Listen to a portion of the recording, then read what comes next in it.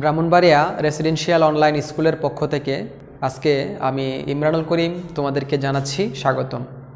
আজ আমি অষ্টম শ্রেণীর গণিত বিষয়ের প্যাটার্ন অধ্যায় থেকে একটি সমস্যা সমাধান করব। যে সমস্যাটি তোমাদের কাজের মধ্যে দেওয়া ছিল যে 1 থেকে 15 পর্যন্ত ক্রমিক বলতে একের পরে 1, একের পরে 2, 2-এর পরে 3, 3-এর পরে 4 এই ক্রমিক স্বাভাবিক সংখ্যাগুলোর যোগফল নির্ণয় করার কথা বলছে।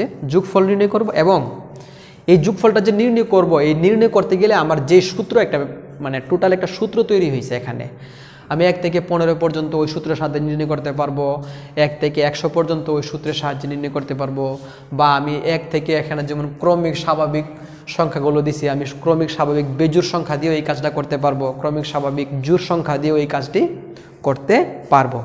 এরকম একটা আগে যোগফলটা বের করব এবং পরে এরকম একটা যোগফল নির্ণয়ের আমি একটা সূত্র প্রতিষ্ঠা করব। ঠিক আছে, তাহলে আমরা আজকে আর দেরি না করে আমরা মূল আলোচনায় চলে যাই। এবং মূল আলোচনা শুরুর পূর্বে তোমাদেরকে বলছি, তোমরা সবাই হাতে খাতা এবং কলম নিয়ে রাখো এবং মেইন বইটা অবশ্যই সামনে রাখো, কারণ প্রয়োজনীয় তথ্য এখান থেকে লিখে রাখতে হবে, যেটা পরবর্তীতে তোমাদের জন্য কাজে লাগবে। ওকে, আমাদের শুরুতে প্রশ্নটা ছিল 1 থেকে 15 পর্যন্ত এবং এই সংখ্যাগুলো কীরকম? ক্রমিক, একের পরে 1 বাড়তেছে। ঠিক আছে, এবং এই সংখ্যাগুলো স্বাভাবিক। ঠিক আছে, আমরা জানি স্বাভাবিক সংখ্যাগুলো 1, 2, 3, 4, 5, 6 এরকমভাবে অসংখ্য সংখ্যাগুলোই হলো স্বাভাবিক সংখ্যা। আচ্ছা, এগুলোর কি বের করব? যোগফল বের করব। তাহলে 1 থেকে 15 পর্যন্ত এই স্বাভাবিক সংখ্যাগুলোর যোগফলকে আমরা ধরে নিলাম কত ধরেছি? এগুলাকে আমরা ক ধরেছি। তাহলে আমি লিখতে পারি ক সমান সমান 1 যোগ 2 যোগ 3।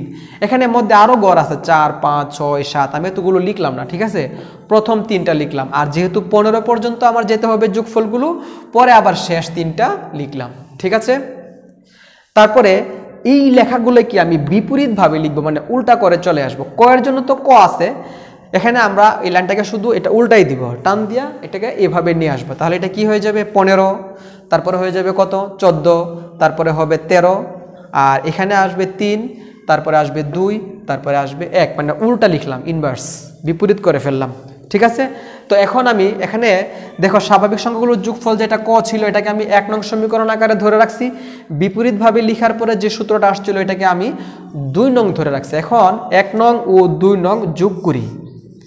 1 নং ও 2 নং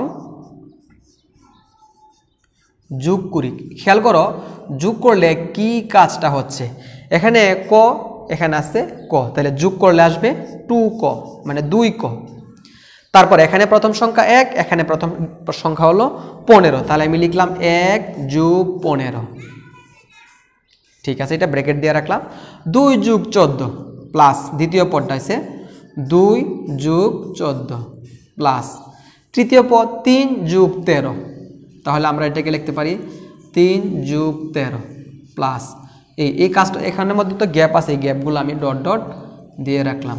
তারপরে আমি এখানে যাই, আবার 3 যোগ 13 আসতেছে, মানে 13 যোগ 3, 13 যোগ 3, পরে আবার 14 যোগ 2, 14 যোগ 2, তারপরে যোগ 15 যোগ 1,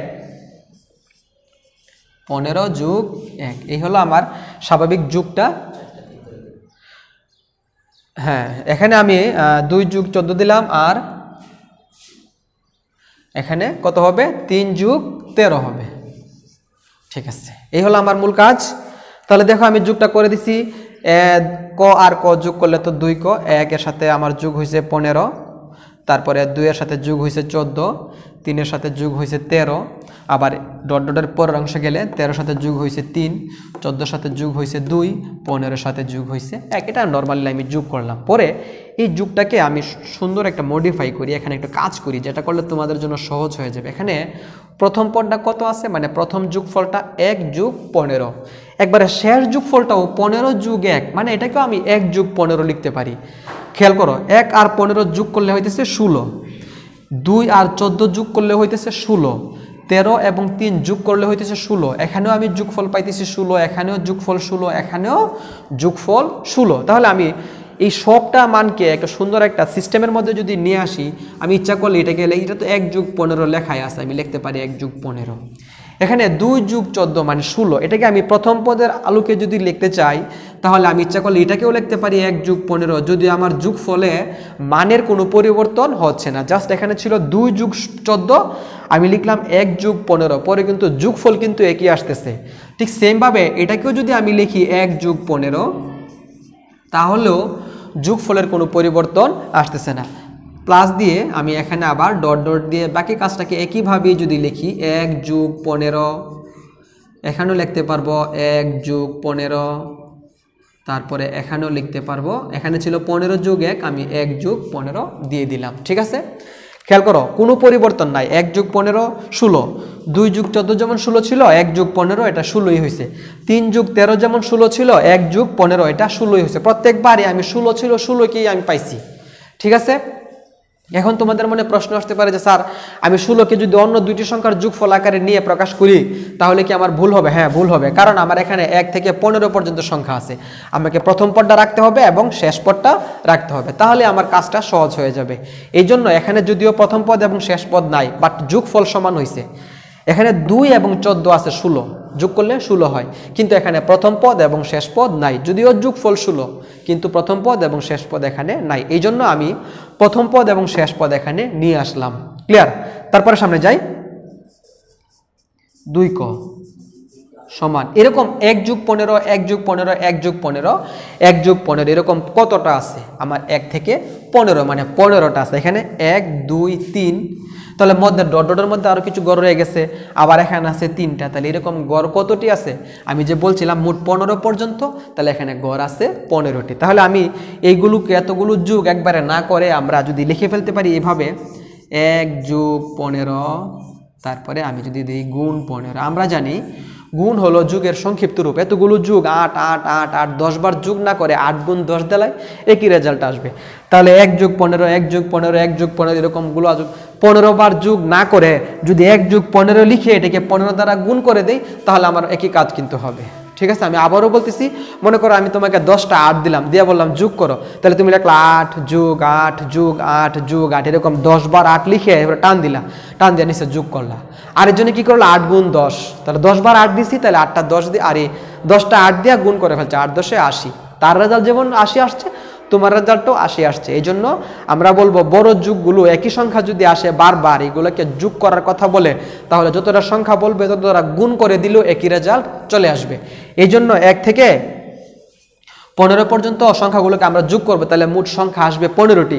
আমরা এই জন্য 15 দ্বারা যোগ করে দিয়ে দিচ্ছি। ঠিক আছে, আমরা আলোচনাটা একটু উপরে নিয়ে যাই। এখান থেকে নিচে একটু বুঝতে অসুবিধা হবে বা দেখতে অসুবিধা হবে, এই জন্য আমরা একটু উপরে চলে আসছি। 2 ক যোগ 15, আমরা এখানে 2 ক আছিল, 2 ছিল গুণ আকারে, তাহলে 2 যদি আমরা অপর পাশে যাই তাহলে 2 হবে ভাগ আকারে। তাহলে আমরা শুধু ক সমান 1 যোগ 15, আর এরপরে আছে আর গুণ আছে 15, আর 2 যেহেতু এখানে গুণ ছিল তাহলে 2 অপর পাশে গেলে এটা হয়ে গেছে ভাগ, বা আমরা মান বের করব ক সমান 2, 15 আর 1 যোগ করলে 16 গুণ 15। এখন যদি আমরা 2 দ্বারা কাটাকাটি করি তাহলে 8, বা না, যেহেতু মান বের হয়ে গেছে সেহেতু আমরা সুতরাং ইউজ করব। সুতরাং 8 দ্বারা গুণ করলে 5 8 40, 0 হাতের আছে 4, 8 একে 8 আর 4 হয়েছে 12। তাহলে 1 থেকে 15 পর্যন্ত ক্রমিক স্বাভাবিক সংখ্যাগুলো যদি যোগ করি তাহলে মান আসবে 120। ঠিক আছে, তাহলে আমরা উত্তর দিতে পারি 120। উত্তর আমরা লিখব 120। উত্তর যদি তোমরা এইভাবে লেখো, সুতরাং 1 থেকে 15 পর্যন্ত ক্রমিক স্বাভাবিক সংখ্যাগুলোর যোগফল 120, তা আরও সুন্দর হয়। তবে পরে আবার আমাদের একটা প্রশ্ন ছিল, সূত্র প্রতিষ্ঠা করো, সমষ্টি নির্ণয়ের সূত্র প্রতিষ্ঠা করো। আমরা কিন্তু লিখছিলাম 1 থেকে 15 পর্যন্ত ক্রমিক স্বাভাবিক সংখ্যাগুলোর যোগফল ক, মানে সমষ্টিকে আমরা ক ধরছিলাম। তাহলে এখানে আমরা ওই ক এর মানটা কত পাইছি, মানটা যত পাইছি এটা তো আমাদের রেজাল্ট হয়ে গেছে। তবে সূত্রটা কি? তাহলে আমি লিখি সূত্র, যে সূত্রটা বলছিলাম যে সূত্র প্রতিষ্ঠা করো, তাহলে আমি সূত্রটা কি পাইছি খেয়াল করো। সূত্রটা পাইছি 1, এই যে ক সমান প্রথমে পাইছিলাম 1, 1 ছিল আমাদের প্রথম পদ, কারণ আমি বলছিলাম 1 থেকে 15 পর্যন্ত। তাহলে 1 হলো প্রথম পদ, তারপরে মধ্যে আছে যুগ চিহ্ন যুগ, তারপরে 15 পর্যন্ত বলা ছিল 1 থেকে 15 পর্যন্ত, তাহলে 15 ছিল আমাদের শেষ পদ, যেহেতু 15 পর্যন্ত বলা আছে। যদি বলতো 20 তাহলে 20 ছিল শেষ পদ, যতই বলুক ততই আমাদের শেষ পদ।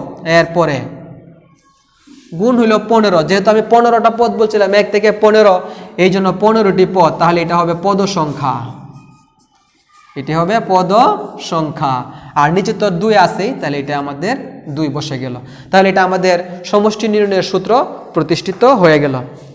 তো আশা করি আজকের ক্লাসটি তোমরা সবাই মনোযোগ সহকারে দেখেছো এবং ভালো করে প্র্যাকটিস করবা। এই ধরনের অঙ্ক যত জায়গায় পাইবা তত জায়গায় একটু ভালো করে প্র্যাকটিস করবা। এই ক্লাসটি আমি আজকের মতো এখানেই শেষ করলাম। আল্লাহ হাফেজ, সবাই ভালো থাকবা।